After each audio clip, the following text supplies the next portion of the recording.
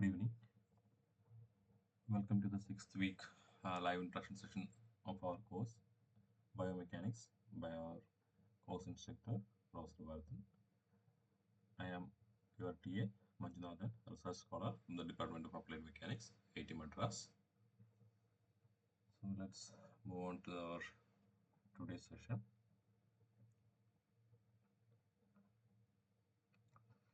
I hope you have already covered the live, I mean, the recorded sections for our course for week 6.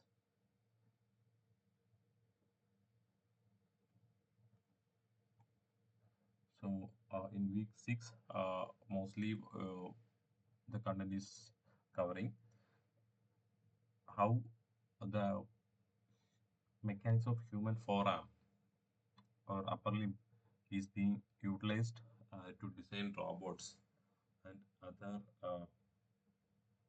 mechanisms which can be used or used to do heavy works and industrial level of partnership, industrial level of arts.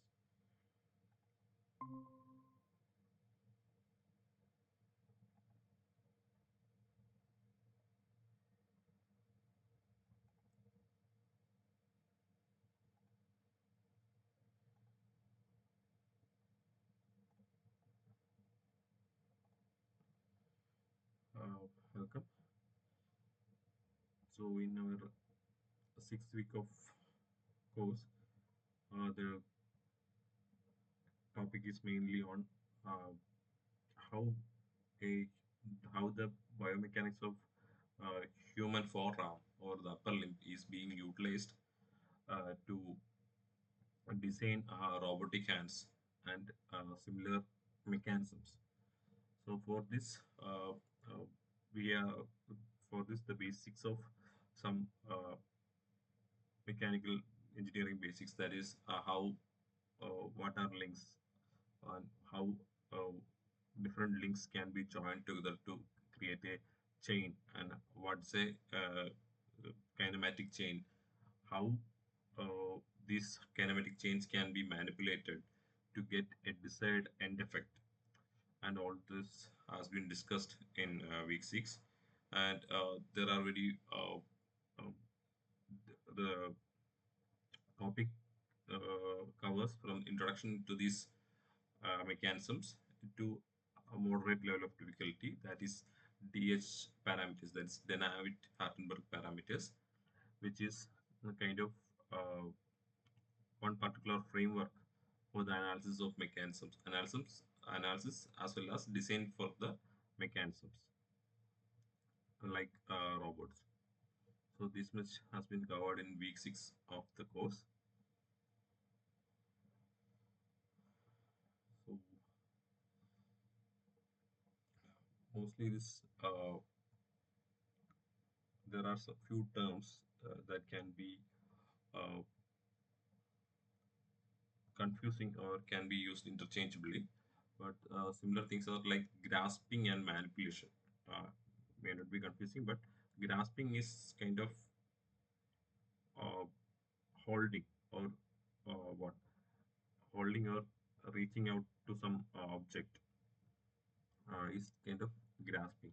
But in human context, that is when we are thinking in the terms of human upper limb or arm, there is kind of only we won't be thinking much about grasping, because we taken it for granted.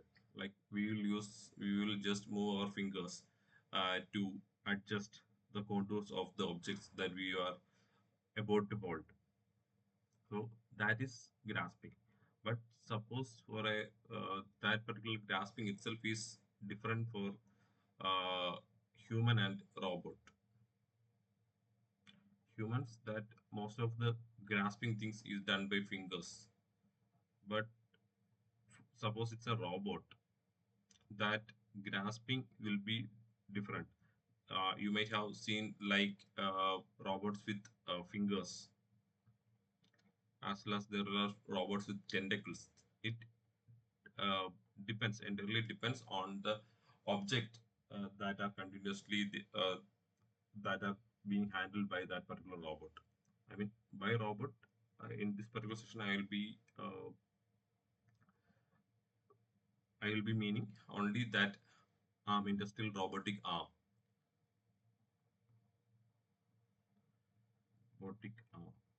because while industry, the modernization of industries, uh, what the first thing that has been modernized was a robotic arm to pick and place things and to manipulate large loads and to reduce human effort and to speed up the production line. Everything has been uh, achieved using the introduction of robotic arm. So the for a robotic arm, the grasping method will be different with respect to that particular object or the action it is supposed to do. There are other kind of end effectors that is having suction cups. If you have seen some robots taking glasses or some very polished surfaces, they will be using this suction kind of end effectors. End effectors meaning the whichever the portion is interacting with the object. The last link or last uh, portion of the robotic arm that is that is interacting with the object or our target object is known as end effector.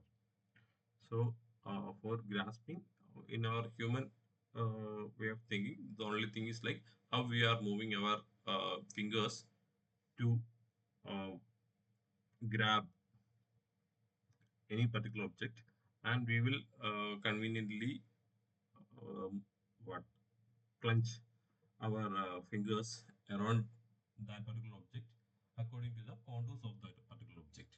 And the word manipulation simply means what what are we doing with the object? So something that like moving that object, rotating it, or something that changing the uh, orientation or position of the object, or using that object to do different tasks. Everything comes under the word manipulation.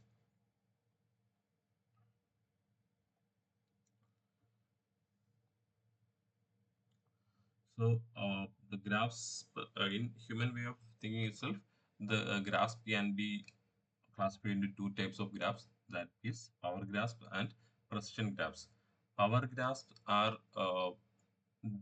the types of grasps where we have to deliver power also. We not only need to hold the particular object, but also we have to uh, introduce some level of force to that. So like holding some cylindrical object, because the cylindrical object may be slipping out of our hands, so we have to exert some force, or also like using some uh, saw kind of thing where we have clenching our fist to grip that particular thing. It should be within our hand. Also, we should be able to do some work with that. So cylindrical hook, lateral pinch, these kinds of graphs are known as power graphs. Whereas writing, when we are holding a pen or some tripods or circular objects, those kind of graphs need we have to be more concentrated about the contours of that particular object. So that kind of graphs are precision graphs.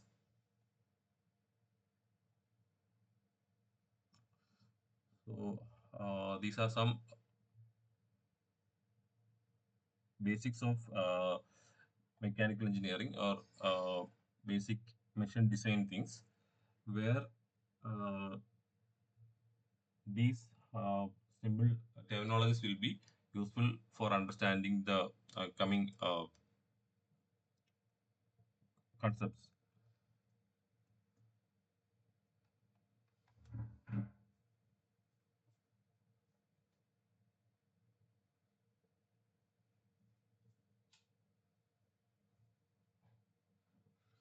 So kinematic chain. So kinematic chain is something that consists of two or more rigid bodies. So here the word rigid itself has a meaning in mechanical engineering. There are in mechanical engineering or machine design, the types of bodies are classified into mainly into two. That is rigid body and deformable body. So a rigid body is something that won't be changing its shape when some force is exerted on it. And deformable bodies are something that will deform under force. So here the links or the bodies we are kind of considering in kinematic chains are rigid bodies. That is meaning even though it is iron, metal or anything, it won't be deform under the operating loads. That's the key point, key takeaway. That is that even it is metal or iron or something, even the hardest material, it will deform at some point, but it is rigid well within the working limits. That is the point here. So when we are for some analysis, when we are using uh, here we are considering that in kinematic itself, we have discussed that we are not uh, discussing about we are not taking considering any force here. Force will only come in the dynamics. So here in kinematics, we are only uh, analyzing in the positions and motions. So for the sake of our analysis, we are considering the links are rigid bodies. So a rigid body can be considered as a link, one particular link, and where one link is connected to another link is known as joint.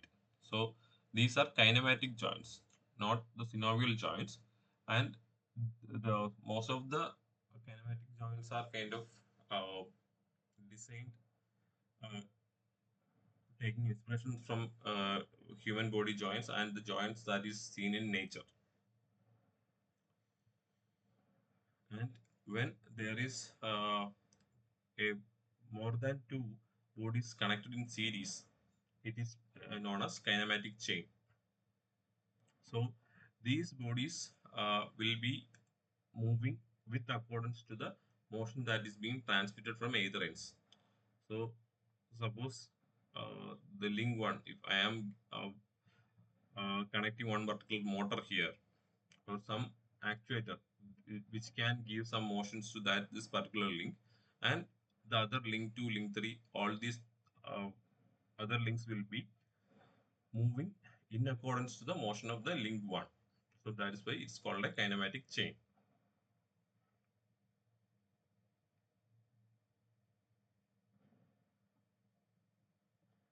Next is degrees of freedom. Degrees of freedom that we have already discussed in our previous sessions. So here the degrees of freedom of a link or a joint is the number of independent coordinates which is used to characterize that body or system. That is simply degrees of freedom in terms of kinematics of a machine or mechanism. Here, why it is important? Because for a mechanism that is uh,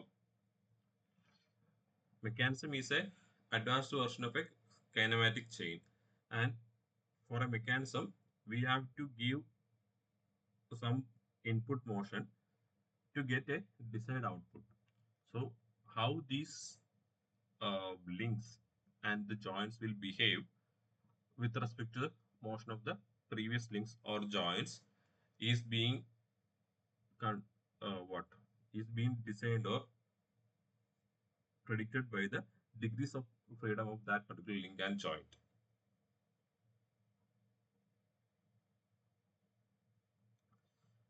So this is a basic equation to define the mobility or to analyze the mobility of a mechanism. It's known as Kurzbach formula or Kurzbach equation. It was developed by actually a person called Richard von Kurzbach.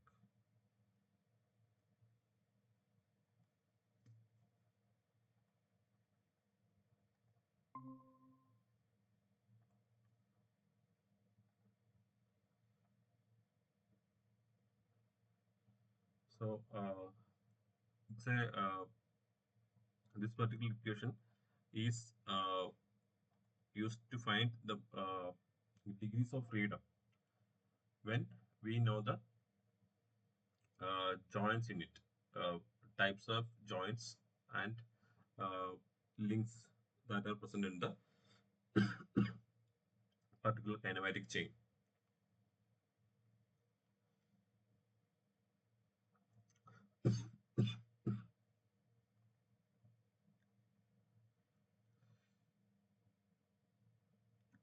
Actually, even though this is being the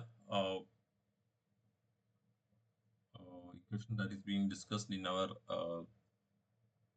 particular course, but the actual entire cuts back criterion is something like m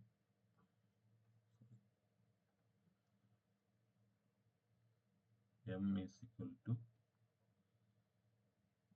3 3n minus 1 minus 2 j1 minus j2.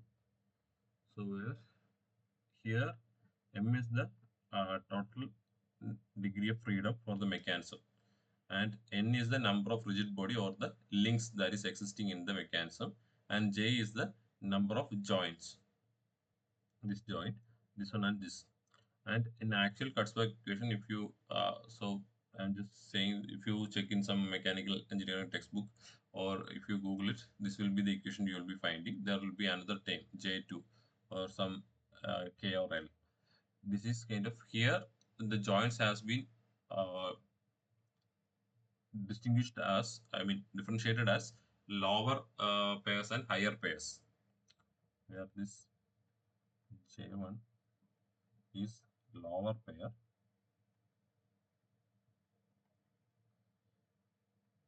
J2 is higher pair. Pair meaning kinematic pair, that is uh, link 1 and link 2. This like two rigid body, connection of two rigid body is a pair. So whereas this lower pair meaning with those pairs having revolute or prismatic,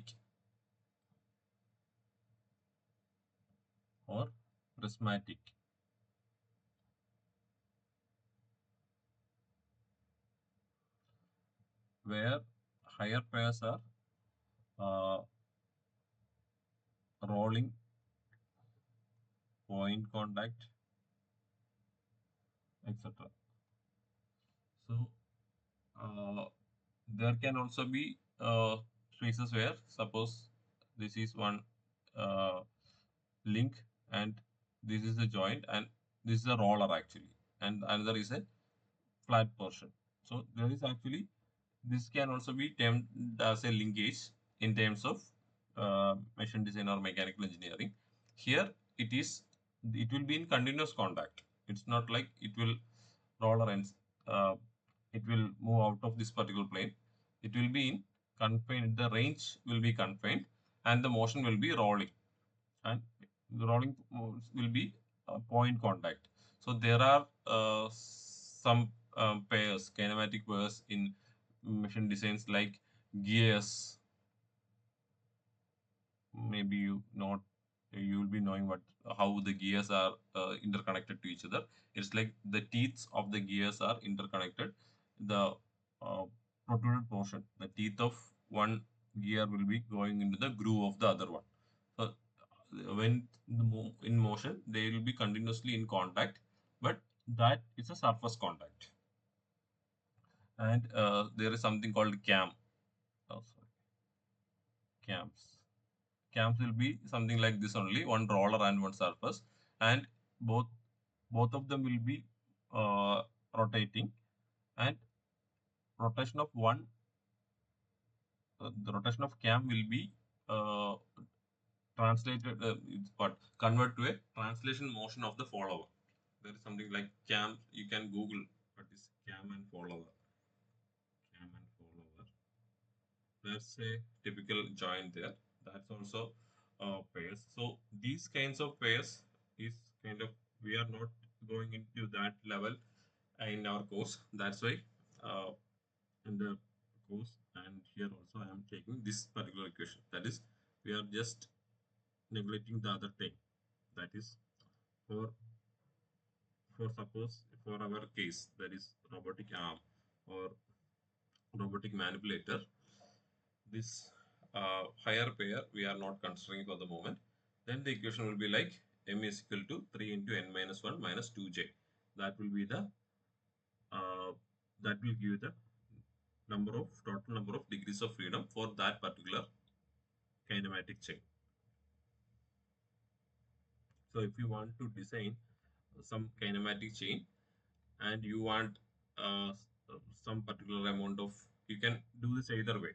Either when you know the numbers of links and joints, then you can calculate the degrees of freedom. Or if you have a particular criteria of achieving that number of degrees of freedom, then accordingly you can uh, get a set of combinations for n and j, that is number of links and joints.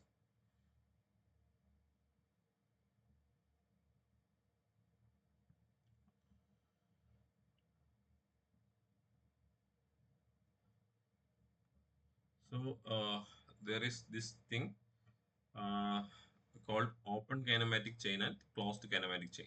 So even even even though you can have n number of links in a kinematic chain, if the first and last ends of the kinematic chain is connected to each other, then it is known as closed kinematic chain. Suppose here you can see this is the first link, this support. This is the first link.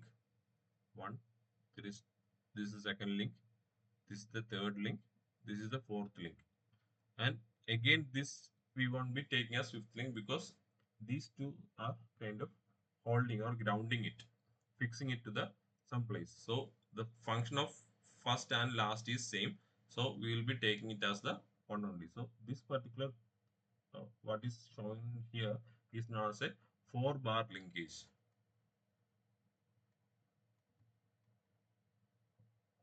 Either the what first uh, first link and last link can be connected together, like similar to that something that you are seeing in a cycle chain or two-wheeler. So there it is not being used to do any work. It is kind of transmitting the motion between two parts. So that is one closed kinematic chain. But if we are what fixing it, fixing one link to ground or some place where it is immovable, then all other static links will be termed as link 1 or that particular number because the function is same. But it forms another case like linkages where we will be getting different kind of motions. From a cycle chain or a two-wheeler chain, we will be only transmitting the motion between two sprockets. But here, by grounding or fixing it to somewhere, we can get a large varieties of motion from all these links. So there are things called as inversions of linkages. That also you can Google. So you will come across a lot of uh, scenarios where this 4-bar linkage itself is converted into different utilities or different achieving different motions. So that is closed kinematic chain. If the first and last what if the last link of the chain is uh, let to free move let to move freely, then it is known as open kinematic chain. So for us, the our hand or robotic arm represents a open kinematic chain.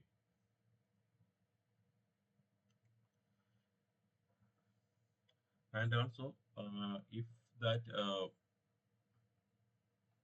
our motion is limited to a plane, then it is known as planar chain. Then it is known as planar because it is kind of fixed to a plane particle chain. So here also, if uh, given these joints that you can see here, uh, J1, J2, J3, J4. You can see four joints here. All these four joints are revolute joints. It's like hinge joint uh, in the body. So this particular closed chain, if I am fixing these two ends, then it can only move in a plane, like this plane of this surface. It can come out or go inside because it doesn't allow us that particular degrees of freedoms are not there.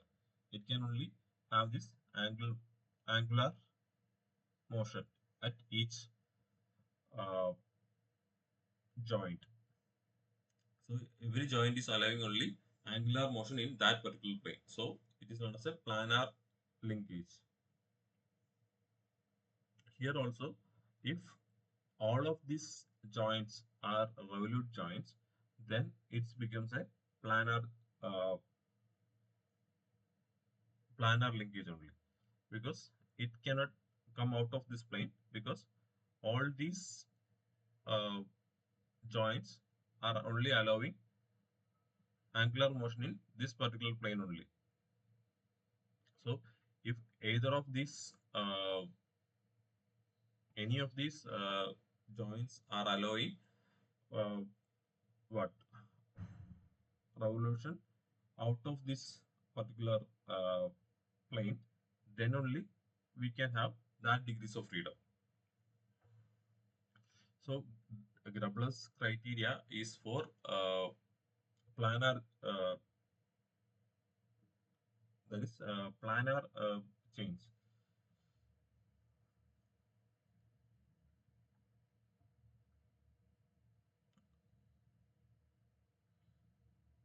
So for a mechanism, for a planar mechanism, that degrees of freedom become 1. So if I am substituting that m is equal to 1 in our Kurzbach criterion, Kurzbach formula or equation, then that becomes the Grubler's criterion. So from this, when m is equal to 1, that Kurzbach equation becomes 2j is equal to 3n minus 4. This particular uh, criteria. So if you want to check whether a mechanism is a planar or not, you can just apply this equation and you can just count the uh, what joints and number of joints and links and check whether this criteria is satisfied. If that number of if the number of links on joints of that particular mechanism is not satisfying this criteria, then it is not a planar mechanism.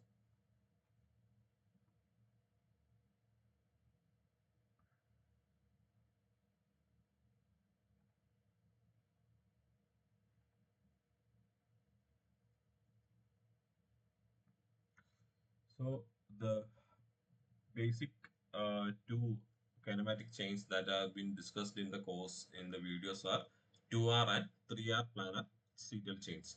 So where this R refers to the rotary joints, that is a revolute joint pair exists between two links.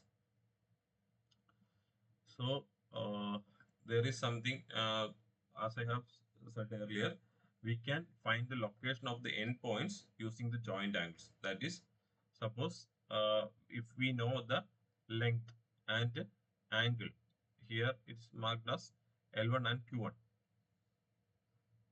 L1 and angle is Q1, like that L2, Q2, like that.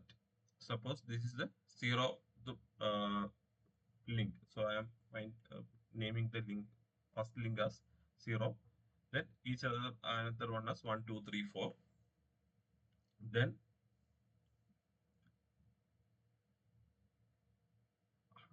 then how I can find the location of endpoints using this lengths and joint angles. That is moving forward to 0 to n. That 0 to 1 moving forward, finding endpoints is known as forward kinematics.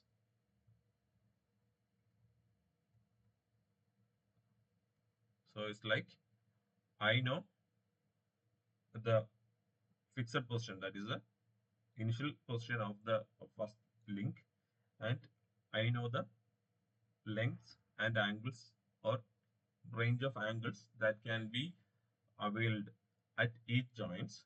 Then I can find a set of positions for all these joints and links, or even and the final one also.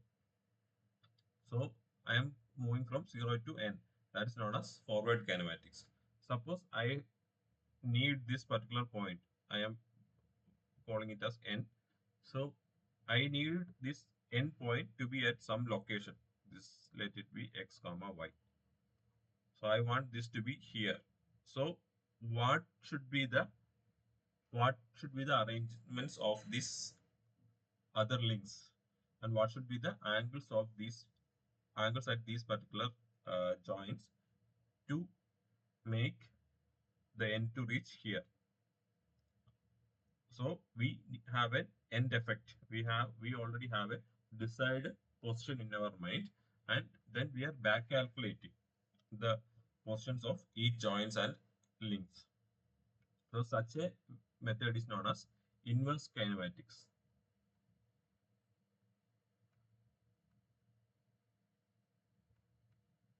So these both methods will be used parallelly depending on our need. Sometimes we will be using forward kinematics to design a linkage. Sometimes we will be using inverse method to design a linkage. That will depend entirely on the requirement.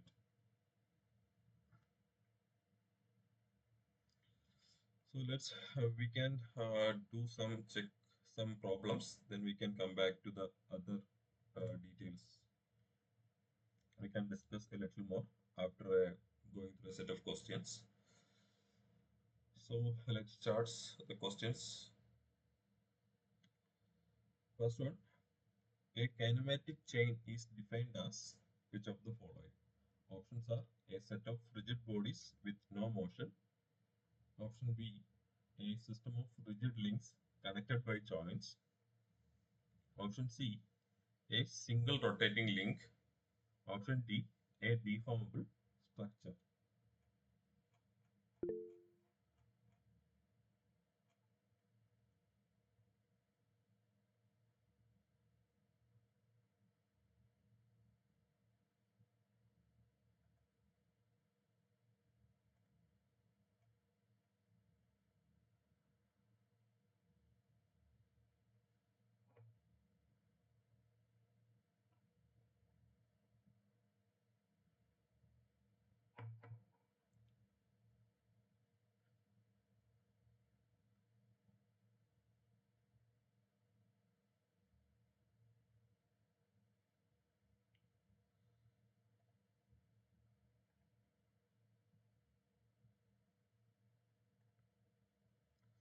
His answer is a system of rigid links connected by joints. Next question. An open kinematic chain is characterized by which of the following? Options are loop closure. Option B, multiple closed path. Option C, a free end effector. Option D, zero mobility. An open kinematic chain is characterized by which of the following?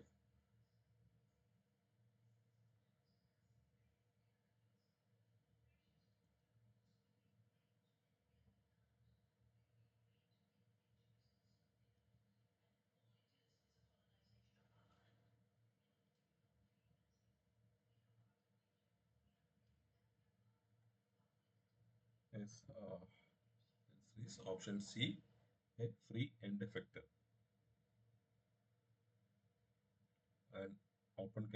chain is characterized by a free end effector. So if it was a closed kinematic chain, then the loop closure will be the answer. Uh, Zero mobility is not kinematic chain. Multiple closed path can be achieved by both open and closed chains.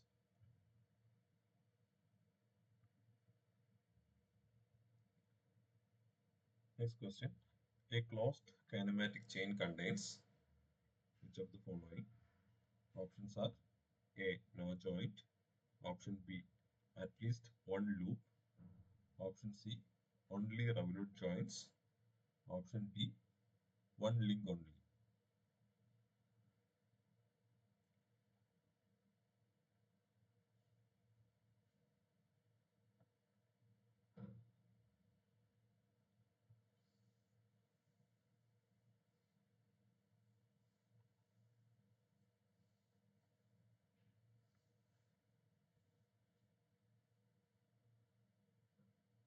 A closed kinematic chain contains option A. No joint.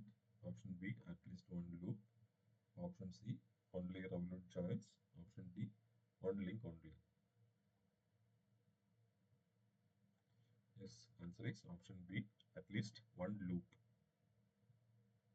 Closed kinematic chain needs to have at least one loop. Next question. The DOF, that is degrees of freedom, refers to which among the following? Options are option A, number of actuators. Option B, number of independent input torques. Option C, number of independent coordinates required to define configuration. Option D, number of links. So what is degrees of freedom in terms of a mechanism?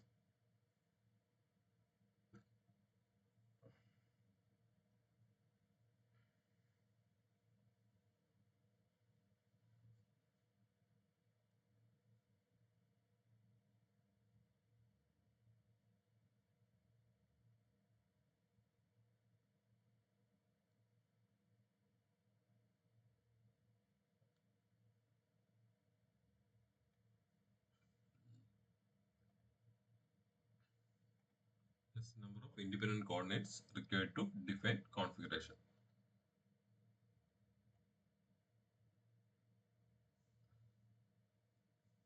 Next question. A rigid body in a plane has how many degrees of freedom? Options are option A 1 degrees of freedom, option B 2 degrees of freedom, option C 3 degrees of freedom, option D 6 degrees of freedom.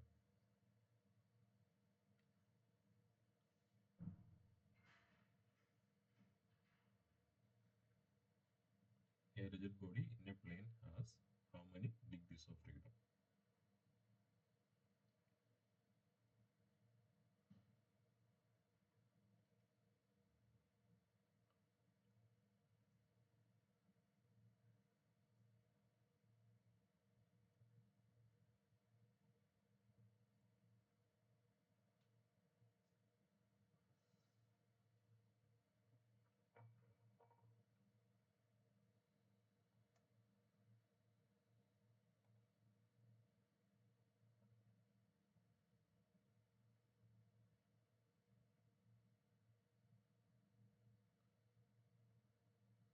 No, actually, it has 3 degrees of freedom. A rigid body in a plane. So here is the catch. Suppose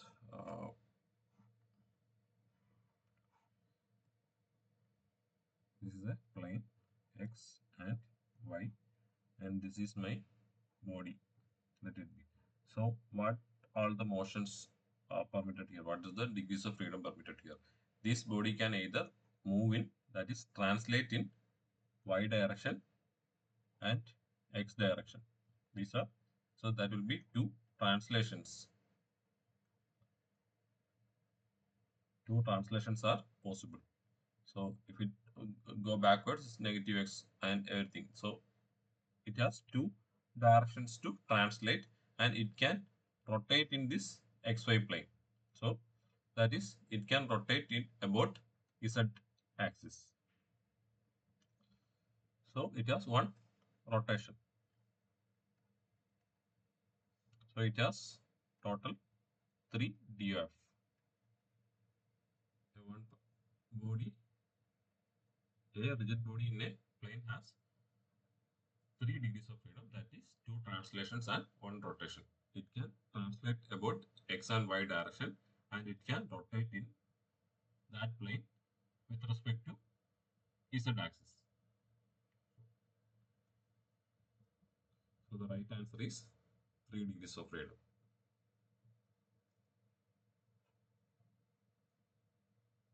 Planar mechanism and a rigid body in a plane are different, because we are not saying if the body is fixed or not. Simply asking, the question is simply asking a rigid body in a plane. So it is not, if it is not fixed somewhere, it can easily translate. If suppose this is a rigid body and I am fixing it somewhere, this is one particular joint. If I am fixing it somewhere, then only it is restricted to have one revolution only. I mean one rotation of freedom only.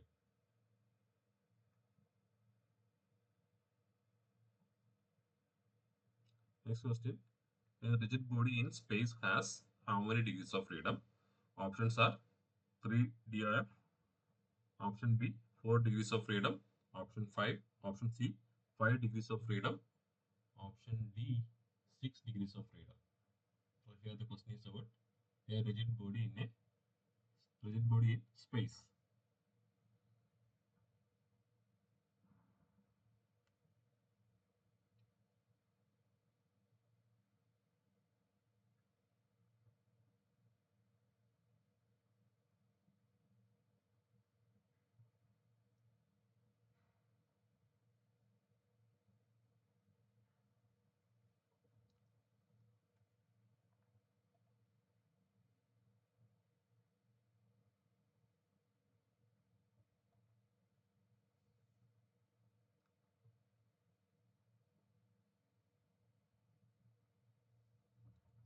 Correct. A rigid body in a space has 6 degrees of freedom. Similarly, we have seen in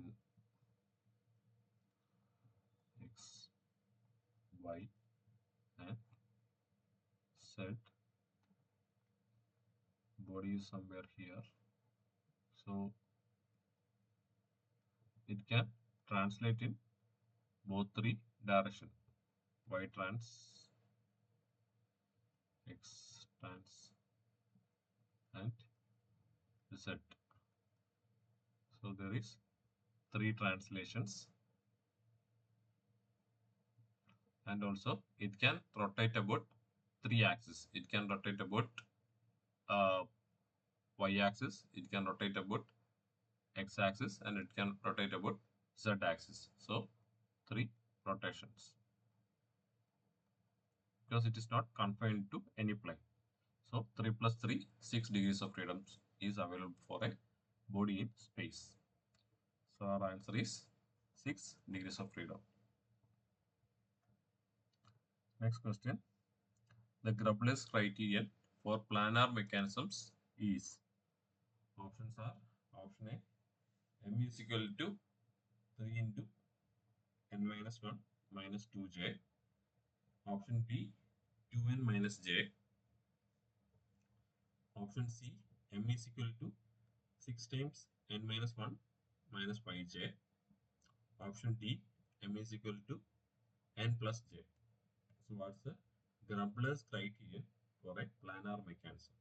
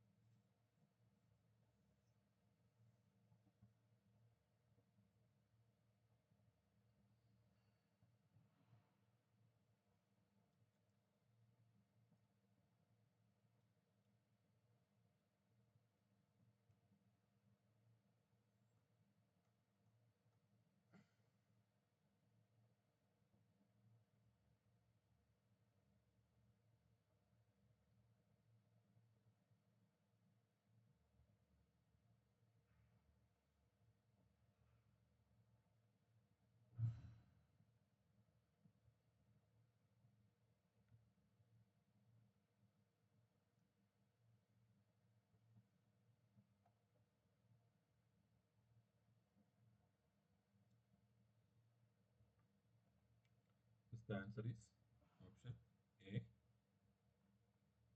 M is equal to 3n minus 1 minus 2j. Yes, it is similar to the Grappler's criterion. I mean, Kurzbach equation we have discussed only. But in what is in Grappler's criterion? Grappler's criterion, this m becomes 1. That's only the difference. But none of the other options give the formula when m is equal to 1. So the only thing it's like uh, Kurzbach Grappler's criterion is a particular case of Kurzbach equation. So option A is the correct answer from the given set of options.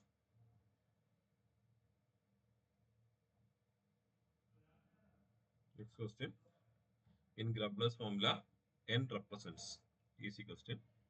Options are number of joints. Option B, number of links including ground. Option C, number of actuators. Option D, number of inputs.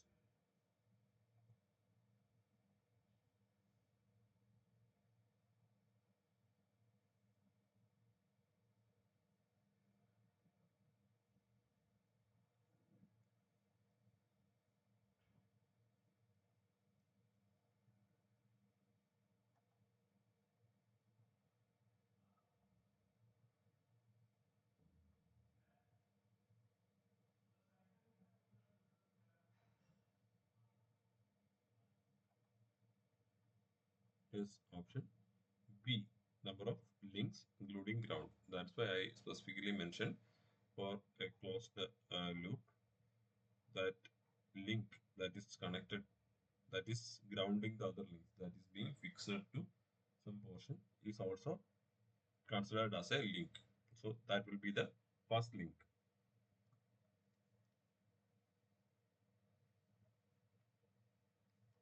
So this is ground. Suppose this is ground, so this will act as link 1. This is link 2. And this is the first joint.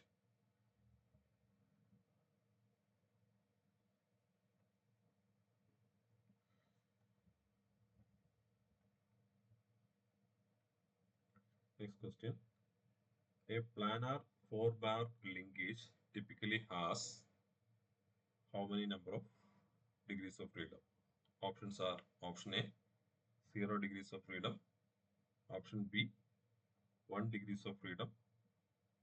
Option C, 2 degrees of freedom. Option D, 3 degrees of freedom. A planar 4-bar linkage has how many degrees of freedom?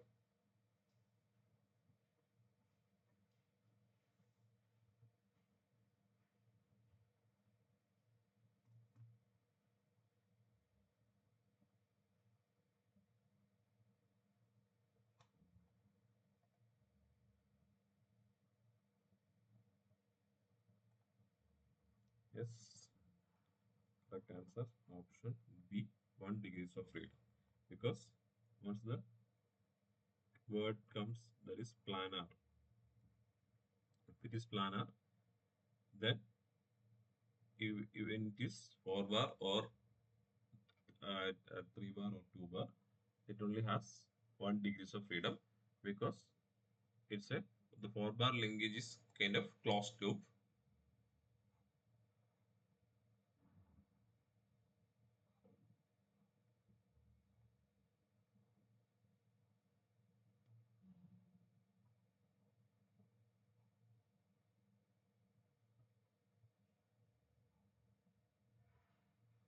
So any of these join at any position of these joints, any links can have only rotation motion in this plane.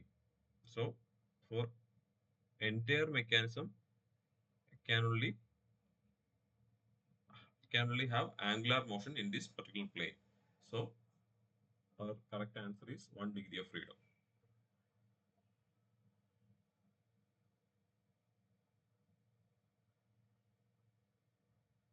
Next question, Kurzbach criterion for spatial mechanisms.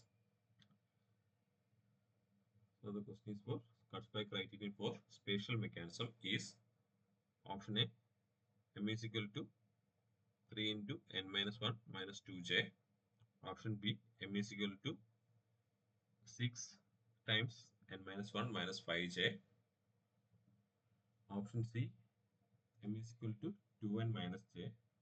Option D, m is equal to 3n minus 3j.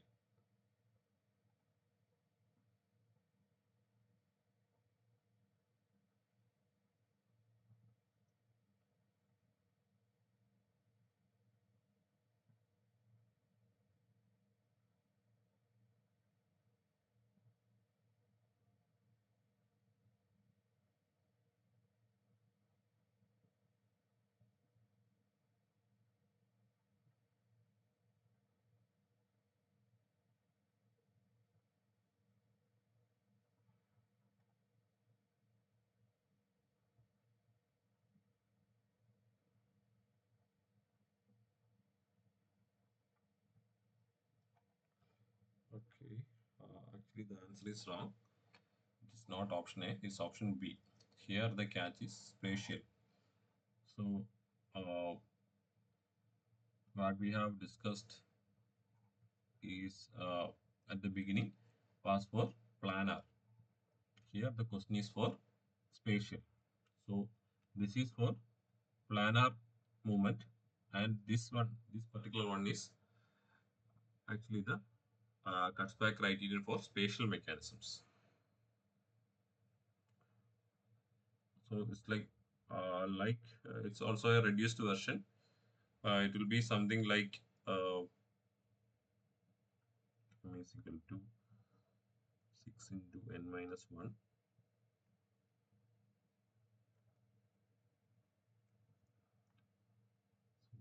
minus 1 minus 5j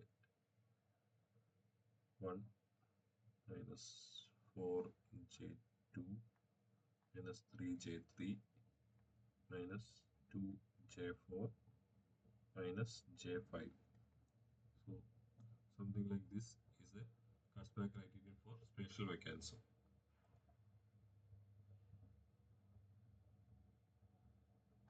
So if we are removing the higher pairs, then the simplified version of Kurzweil criterion for spatial mechanism will be simply 6 times n minus 1 minus 5j. Keep that in mind. What we have discussed is for planar. The question was about spatial. Next question. A planar 2R serial manipulator has mobility of options are option A 1, option B 2, option C 3, option 4, option D 4.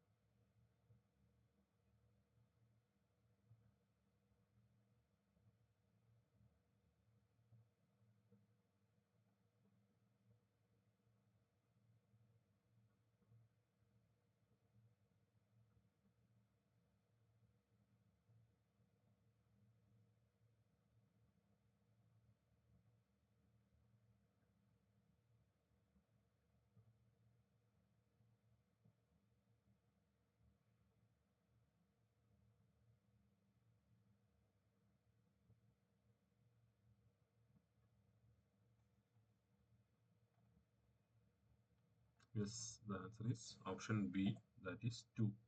So for 2R manipulator, the mobility is like the total degrees of freedom. So the mobility becomes 2.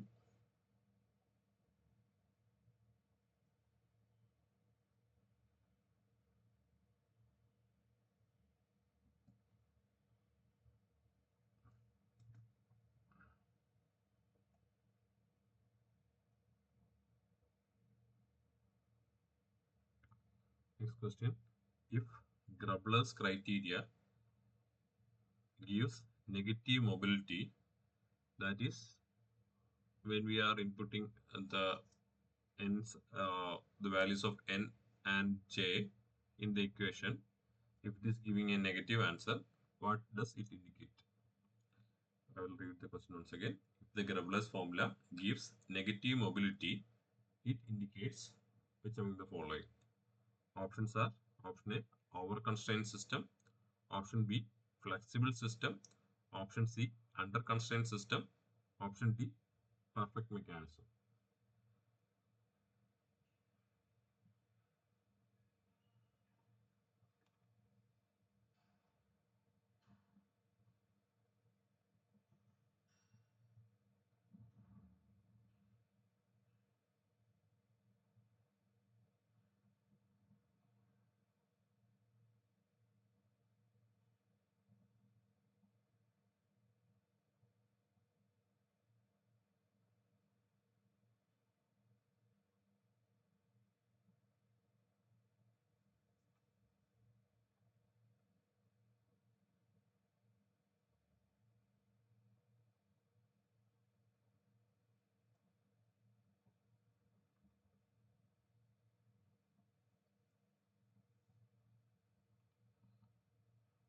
The answer is option A, over constrained system, because it is giving negative. That is, it is what's the Grubler's criteria? So, this one, that is 3 is equal to n minus 1 minus 2j.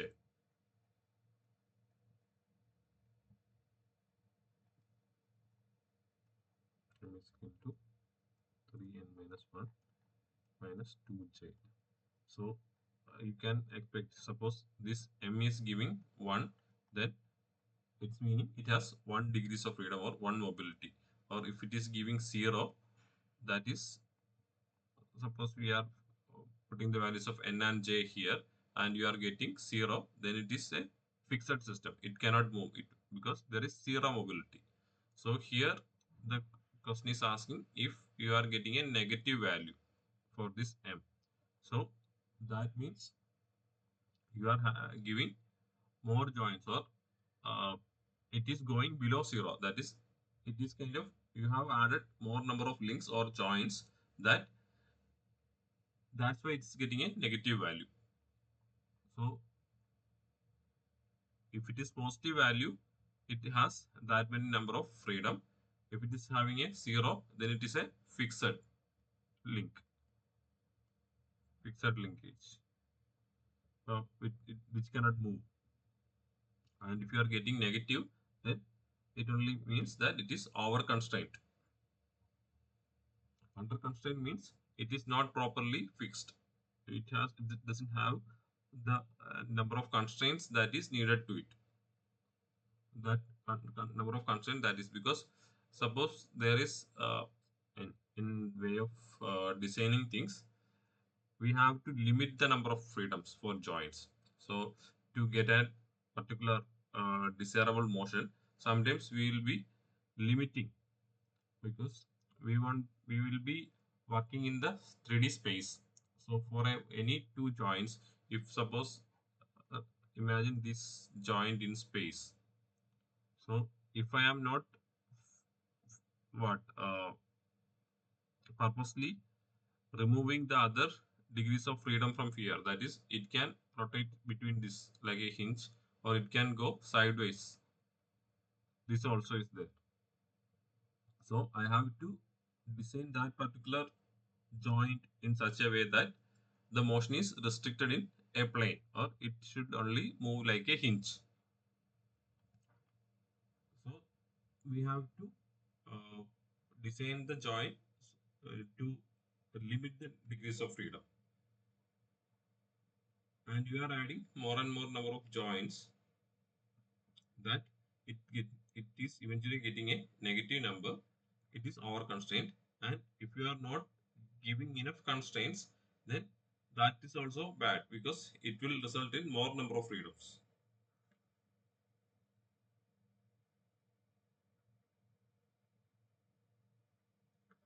Next question.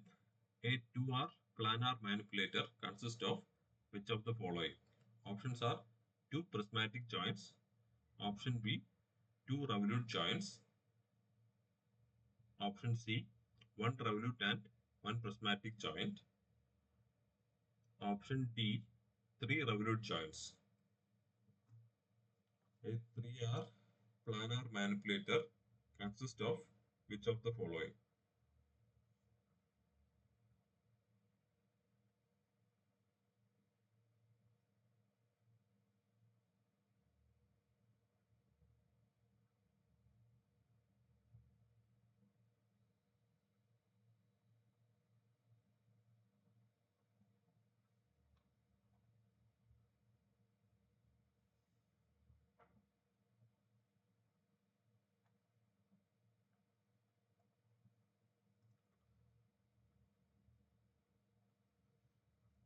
No, the correct answer is option B, two revolute joints. So this R here denotes two revolute planar manipulator. So it's here itself we are saying what kind of joints are there.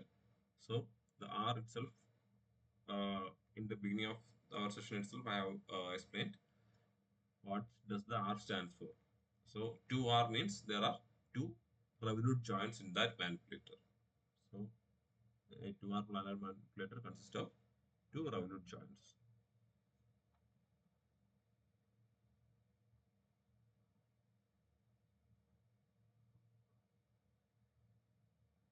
Next question. The end effector position of a 2R manipulator depends on which of the following? Options are option A, link masses, option B, joint torques, option C, link lengths and joint angles, option D, joint friction. Please inbox your answer.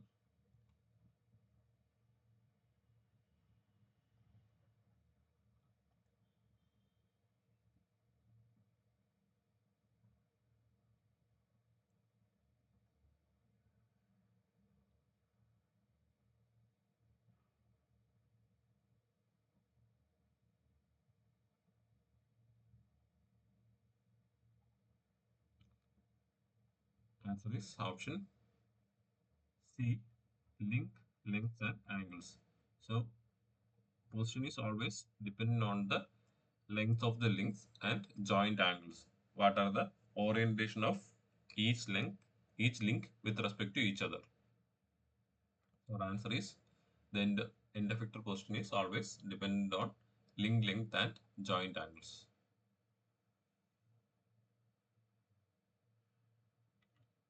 Uh, I will resume the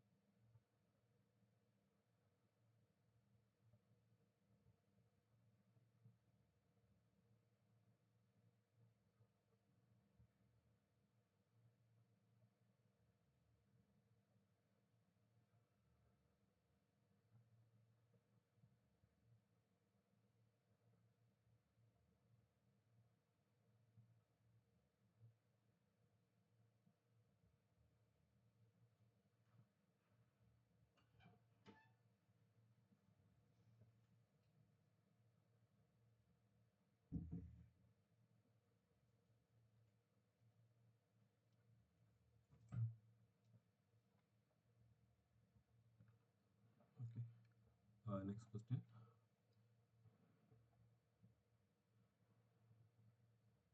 The forward kinematics of 2R manipulator gives. Options are option A, joint torques, option B, end effector position from joint angles, option C, joint angles from position, option D, velocity only. So it's the same question as we have discussed before. It's a entirely inverse question actually. So easy to answer.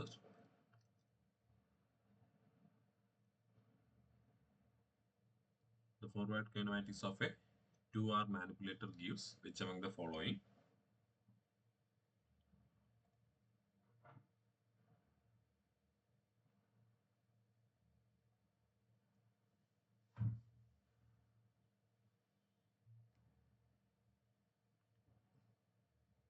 Answer is option B, that is end effector position from joint angles. And link is there. But forward kinematics. So in the start itself, we have discussed in forward kinematics, we will be uh, finding the end effector position.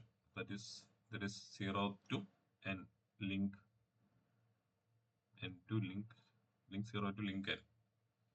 So if nth link is the end effector, then we will be finding the uh, position of end effector or nth link by going through the joint angles and length of the other links in the kinematic chain. So here the answer is end effector position from joint angles. Our end results, the forward kinematics is used to find position of end effector.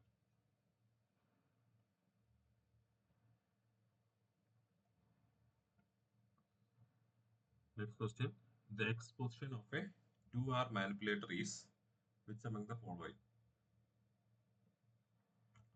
Options are L1 cos theta, option B L2 cos theta 2, option C L1 cos theta 1 plus L2 cos theta 1 plus theta 2, option D L1 plus L2. The x position of a 2R manipulator is.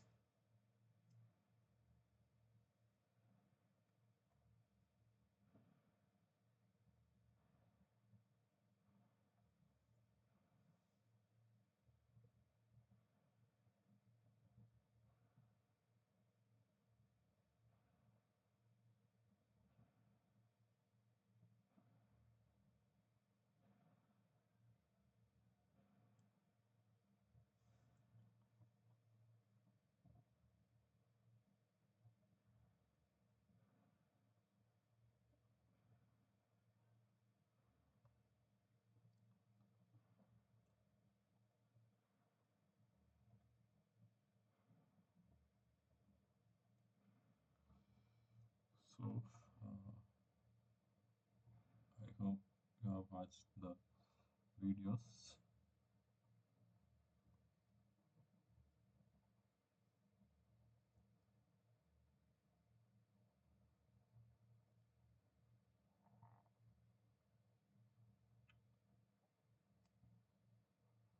X, Y.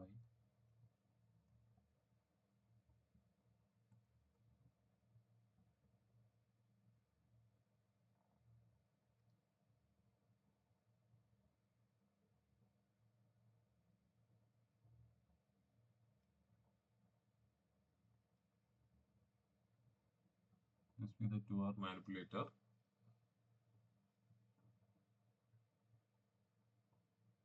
These are the length L1, L2, theta 1,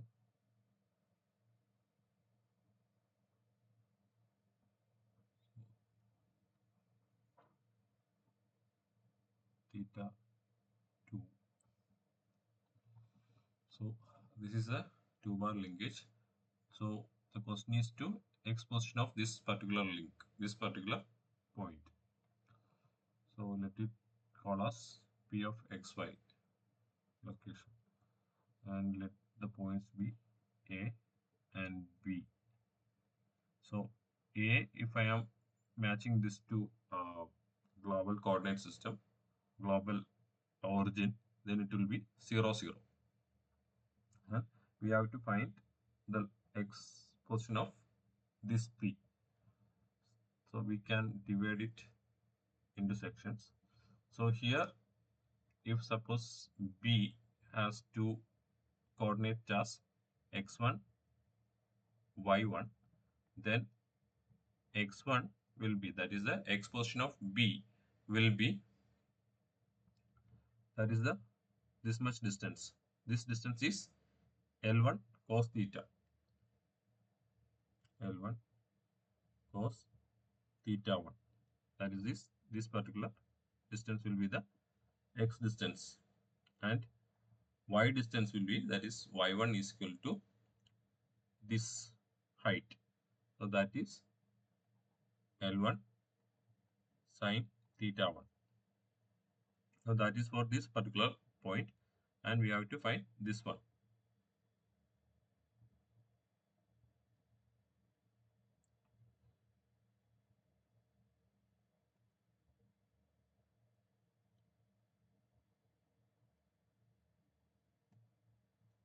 Okay. So here this theta 2 is actually the angle between the direction of this L1 and L2. So it is not with respect to our x direction. So x direction is already given here, that is theta 1. So the actual uh, difference will be actual angular deflection from x to L2 is theta 1 plus theta 2. So if I want to find this much length, I have to consider this angle. So suppose I am separating that particular triangle only. This is L2. This particular side is L2, and the angle here is theta 1 plus theta 2. So this portion is given as L2 cos theta 1 plus theta 2.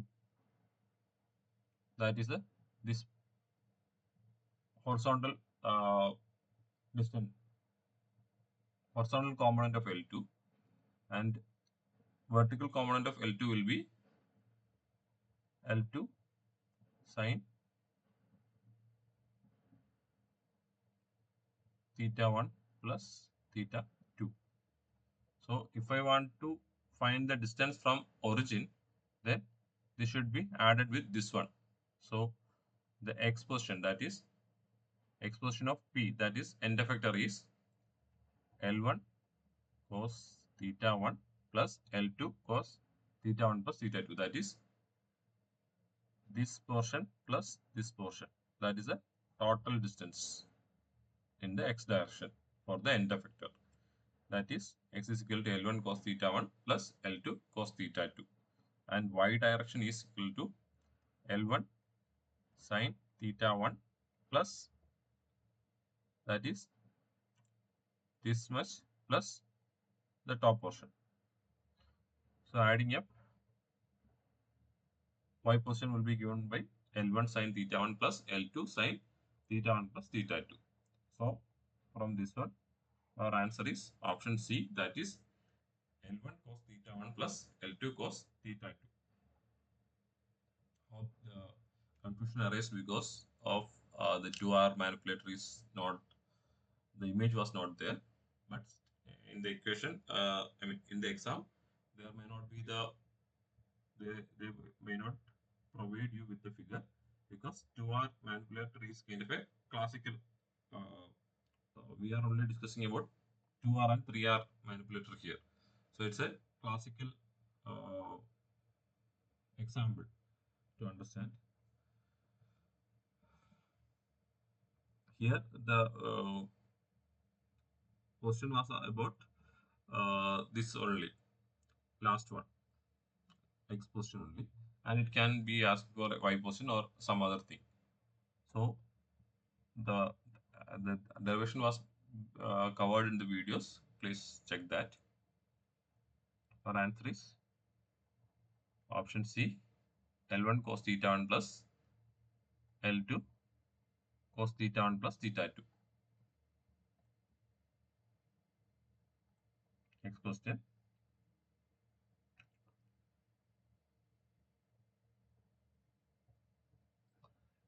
A 2R planar manipulator typically has one inverse solution. Option B, two inverse kinematic solution. Option C, infinite solution.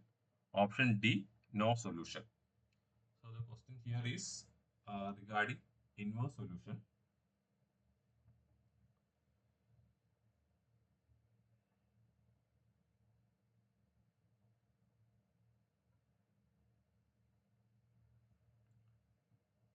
What are the what the number of inverse solution that exists for a 2R planar manipulator?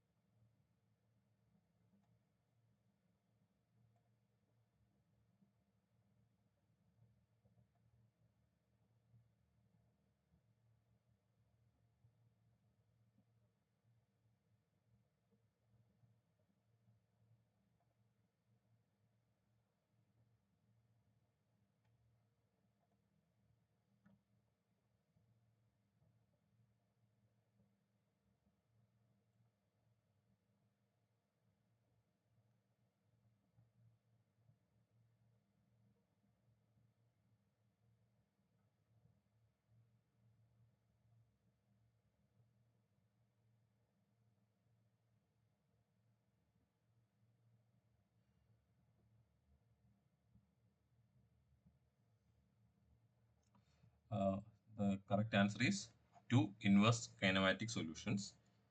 Uh,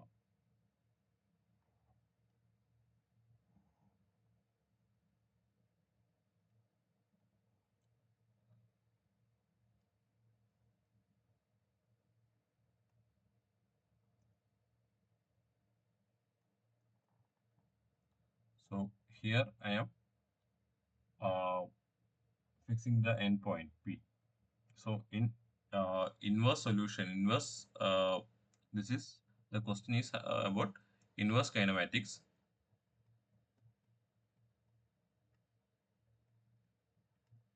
So in inverse kinematics, what we do is like we already have we have end effector position.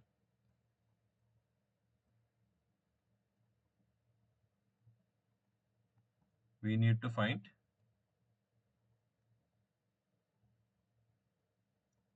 joint angles. We need to find the joint angles between them. So our let the one position be, this is the L1 and linked length fixed. Assume the linked lengths are fixed. Okay, L2. So this is one particular position to reach P. So there is also another position that will still be like this, L1, L2. So this can be the angle or this can be the angle. So there will be two inverse kinematic solution for a 2R planar manipulator to achieve this particular endpoint, because only angle between this is like the angle set of angles is like these two, the angle that is made at the first section and second one. So these can have at least two values. So it has minimum of two inverse kinematic solutions.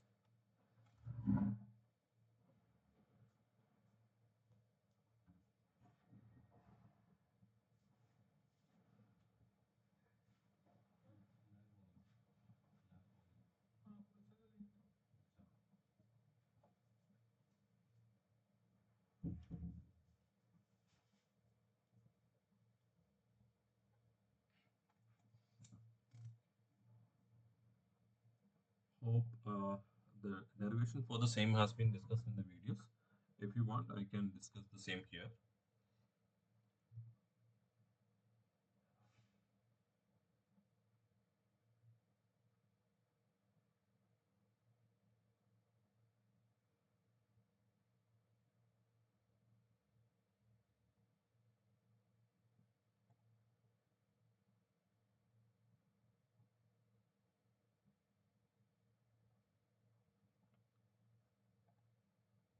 Okay, hope this is fine. I think you got the idea, but there is a detailed derivation for the same. How how to find the number of inverse kinematic solutions. From the forward equations itself, you can find the number of inverse kinematic solution if you are working it backwards.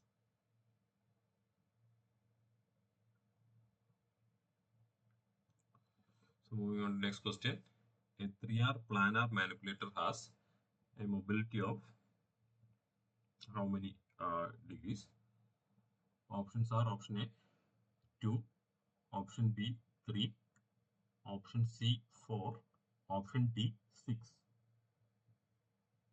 What's the number of mobility associated with 3R manipulator?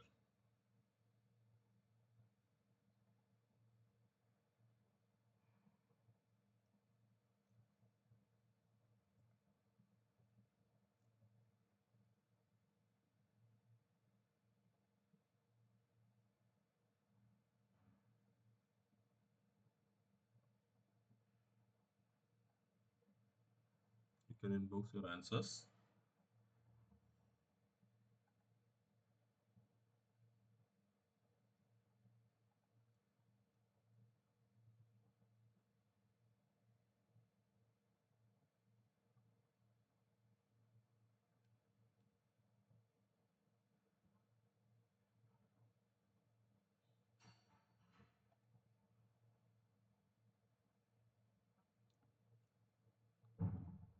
Oh, answer is 3, because 2R has 2, then 3R will be having 3. Simple, because 3 revolute joints and 3 degrees of rotation. So it will be having 3. In 2R, it will be 2 revolute joints and 2 degrees of freedom. That is 1 degrees of freedom for each joint. So it will be 2. Here for 3R, 3 revolute joints. So 1 degrees of freedom for each, giving total 3 mobility.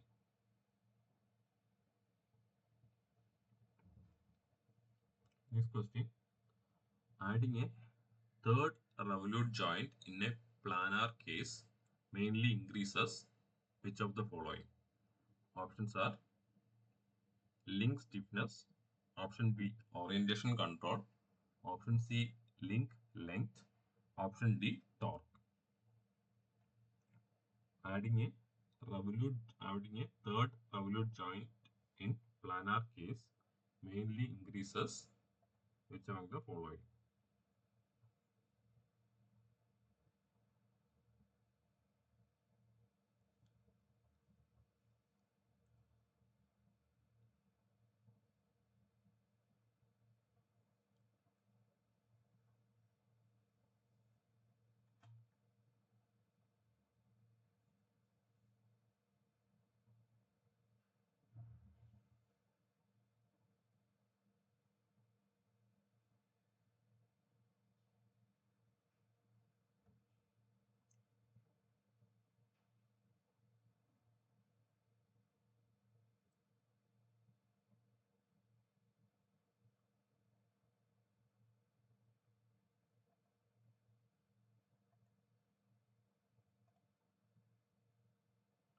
Yes, option B.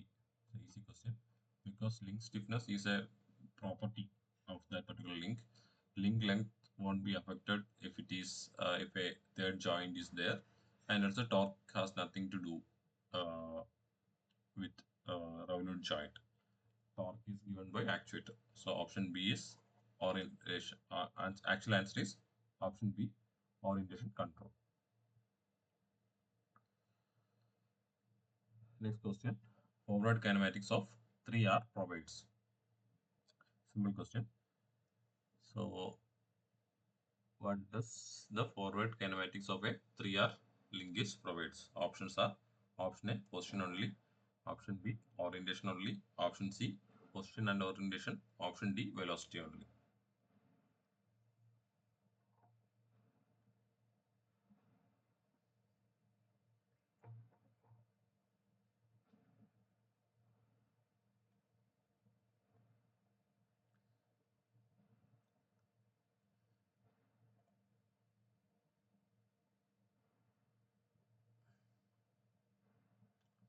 Answer is option C.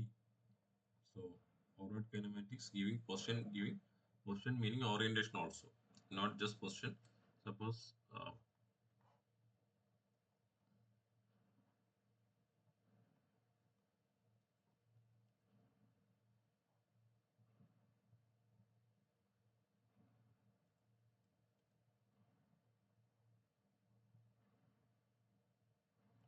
let's see, this is L1, L2, L3.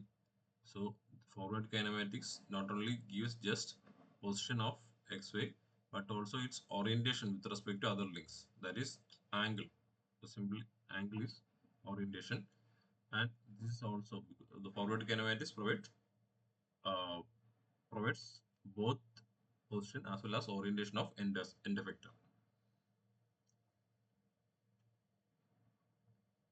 So answer is option C, position and orientation.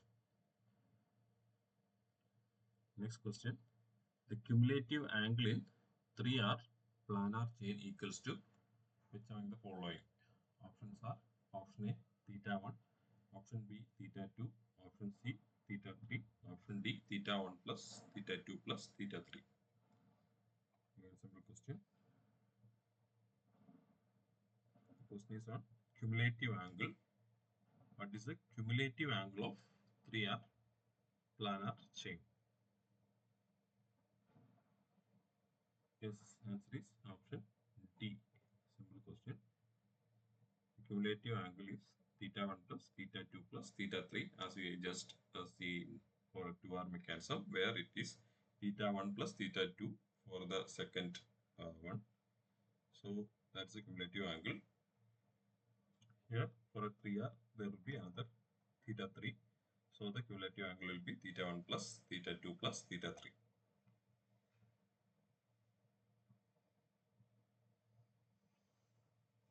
Next question. Inverse kinematics determines which among the following? Options are velocities from torque. Option B, joint angles from end effector position. Option C, acceleration from force. Option D, workspace only. What are we determining using inverse kinematics? Velocities from torque, joint angles from end effector position, acceleration from force, workspace only.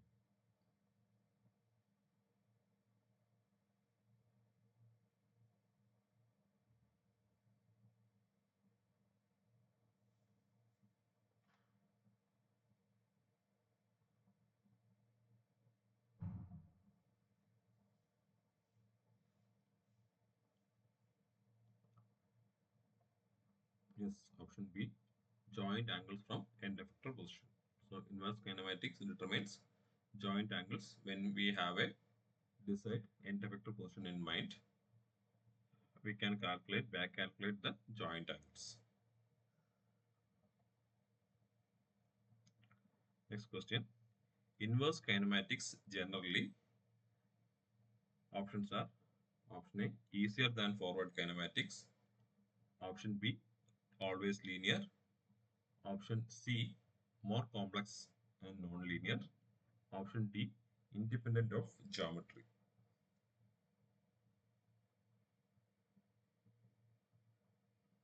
So the question is asking a general statement about inverse kinematics.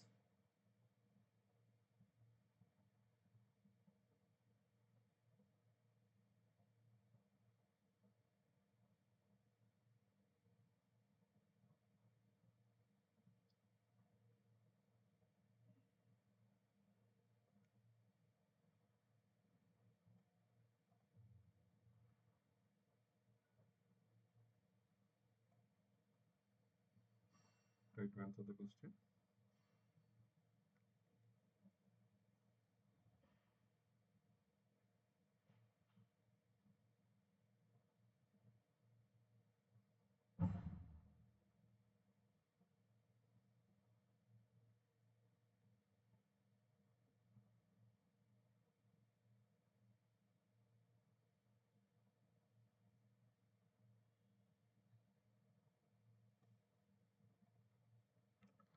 Correct answer is option C, more complex and non-linear, because forward kinematics is more easy, but inverse kinematics is like it will be having that we have already seen.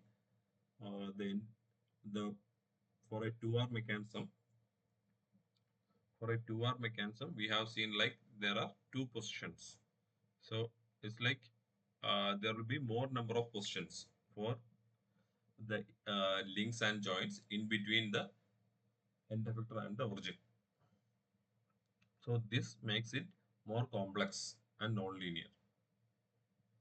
And it is always dependent on the geometry because we need the link lengths L1. When we are depending on the L1, I mean link lengths, we can't say it is independent of geometry and it is not always linear.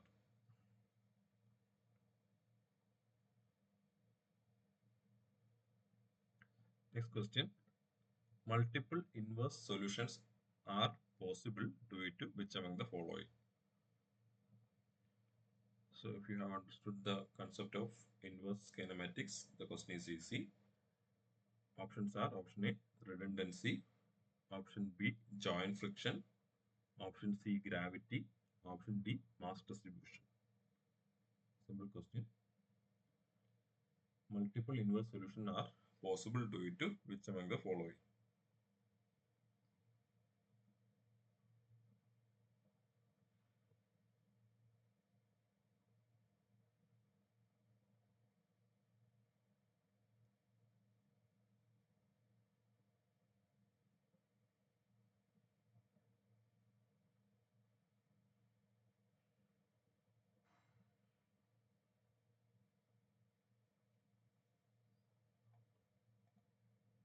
Answer is option A, redundancy, because we are not discussing anything about mass distribution. We are only taking the link length and angles. We are not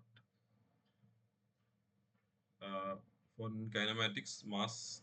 We are not taking the mass into consideration. Only geometrical length and orientation. So mass distribution is the wrong answer. Gravity we are anyhow not including joint friction also. Redundancy means like for a 3-bar mechanism that so let this be the zeroth link and this be the end vector. So suppose I am having this as a intermediate position for second link. So for this particular position itself, this joint can have multiple variations. So this is redundancy. So that makes it more complex for multiple inverse solution. Because same happens here also. For this particular position of B, A can have different positions. So that multiple inverse solution exists due to the redundancy.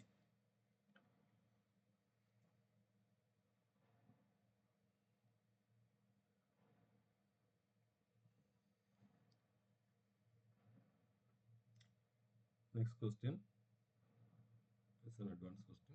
A manipulator is redundant if which among the following is true? Options are option A, degree of freedom is less than task space dimension. Option B, degree of freedom is equal to task space dimension. Option C, degree of freedom is greater than task space dimension. Option D, degree of freedom is 0.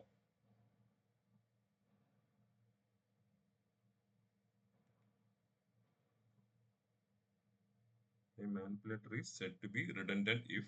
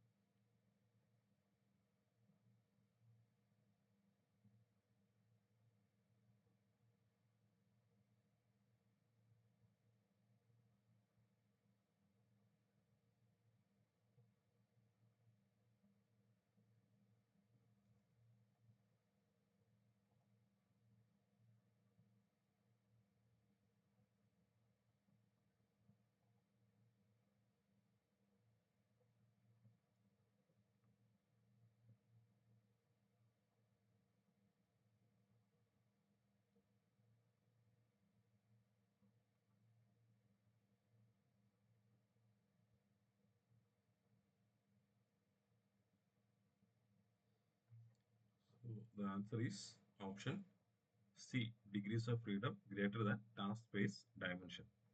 So the task space dimension uh, is literally the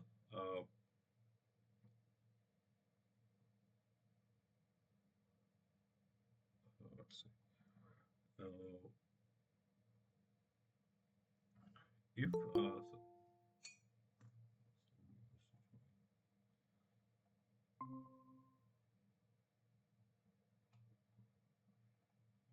so a manipulator is redundant if the degrees of freedom is greater than task space dimension. That is for a particular position in task space. Suppose okay, just drawing the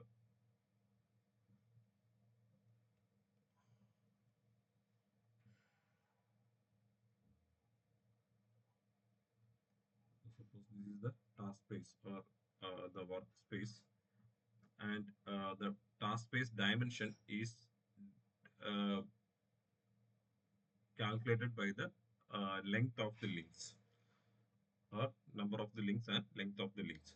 So if it is greater than degrees of freedom, then what will happen is like one particle position. Similarly, like I said before, some P particular position P can be achieved by many orientations of the links. So such a manipulator is redundant. That is, it is having more number of degrees of freedom than it actually should have to achieve that position. Because it's like we have to limit, as I have said, for why we are using our revolute joints only, because it is to limit that motion to get a desired output at the end effector. So if there is more number of degrees of freedom in the intermediate joints, then it will the manipulator can achieve this position. The manipulator end effector can achieve this position P by different orientations of these intermediate links. So that such a manipulator is known as redundant manipulator.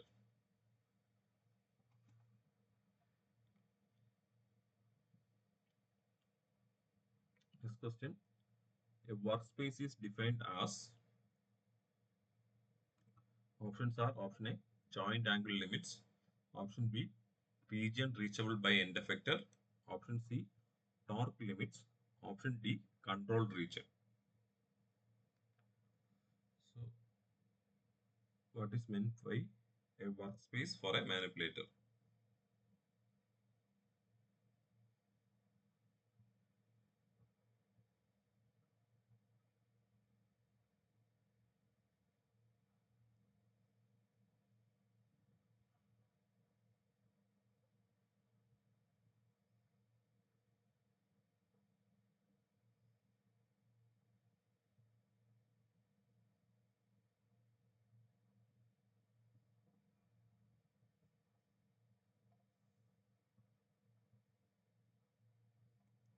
Yes, workspace is defined as the region or volume of space that is reachable by the end effector.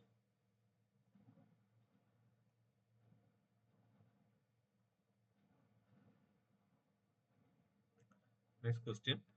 The workspace of a 2R planar manipulator is typically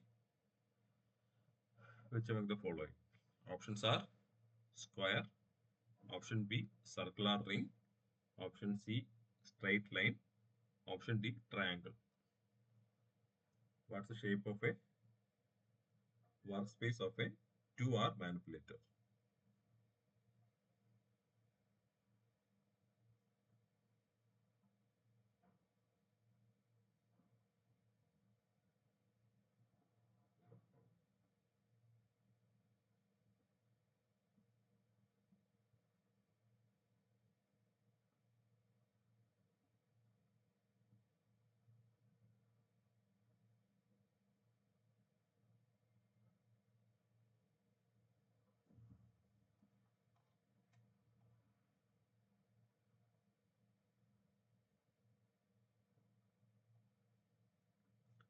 Answer is option B annular region. That's a circular region. So I think that has been all discussed in the course itself. So like I have uh,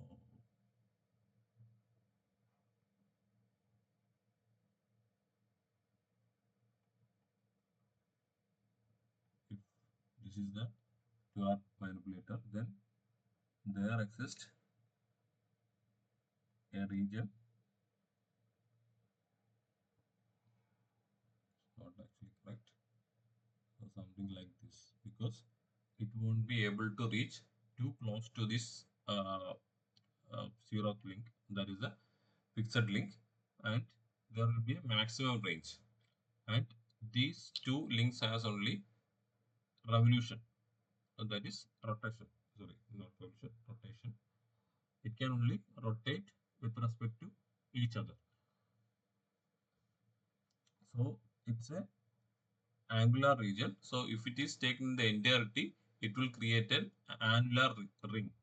That is the region in between two circles. There will be some a small inner circle where this end effector cannot reach. So that is being subtracted from the circle of maximum range. So that is known as the workspace.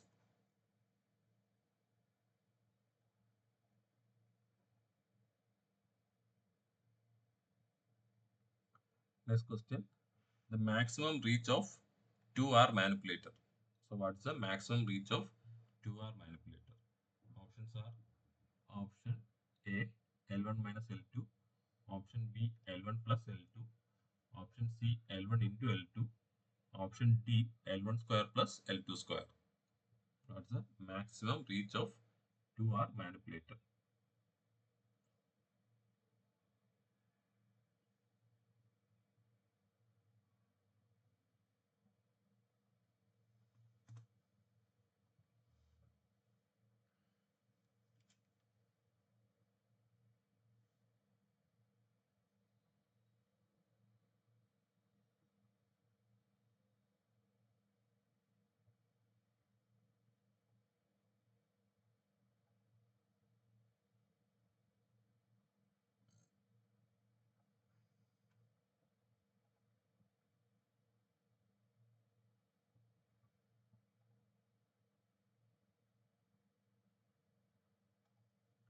Yes, answer is option B L1 plus L2.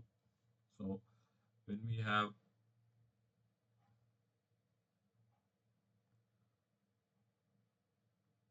a 2R manipulator, so this is L1, this is L2.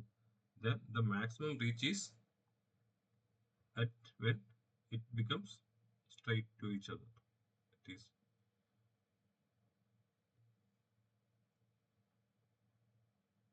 L1, L2.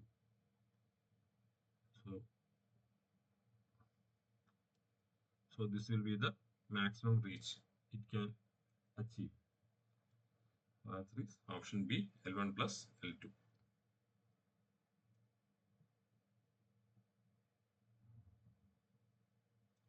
Next question.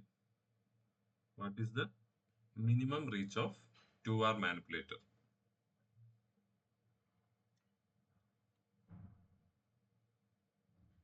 What is the minimum reach of 2R manipulator?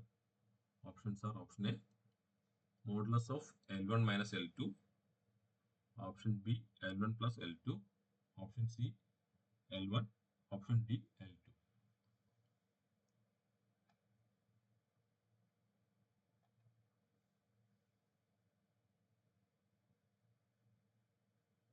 What is the minimum reach of 2R manipulator?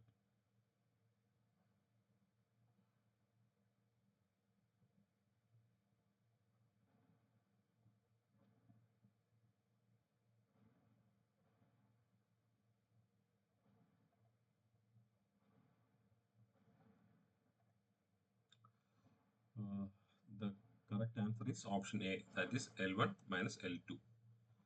So it can be eliminated because simply option B, it's a maximum reach, so it's a wrong answer, and it won't be L1 or L2 because uh, as I have drawn before,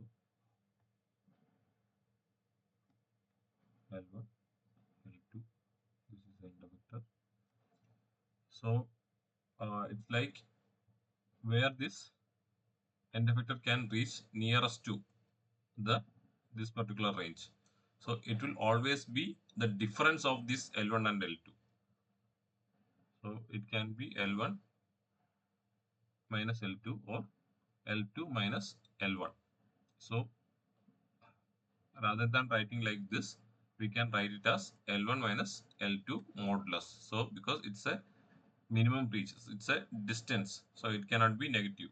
So if we are writing like this and L1 is less than L2 for one particular 2R manipulator, then the equation will be, the answer will be negative. So there is not negative, distance cannot exist. So we can write it like this. So it will be the additive inverse, that L1 minus L2, the modulus of L1 minus L2 be uh, will give the actual distance in positive value. So it will always be the difference of the lengths of the link, that is the minimum reach of a 2R manipulator.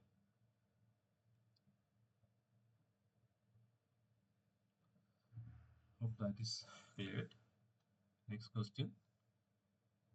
Singular configurations often occurs when options are links are perpendicular, options B, links are collinear, option C, angles are zero, option D, links are short. The question is on singular configuration. Singular configurations often occurs when uh, options are links are perpendicular, links are collinear, angles are zero only, option D, links are short.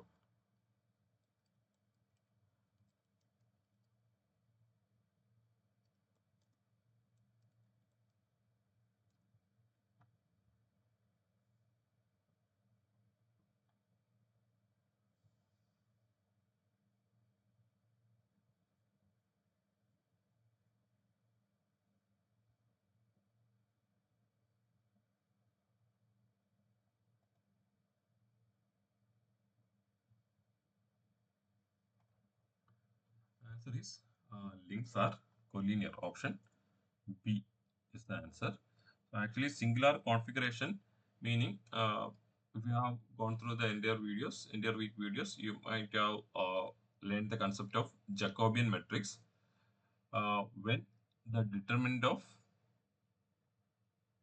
the Jacobian matrix, that is determinant of Jacobian matrix becomes zero. This condition is mathematically, this is the singular configuration, or simply in simple terms, when the mechanism loses one or more, one or more DOF due to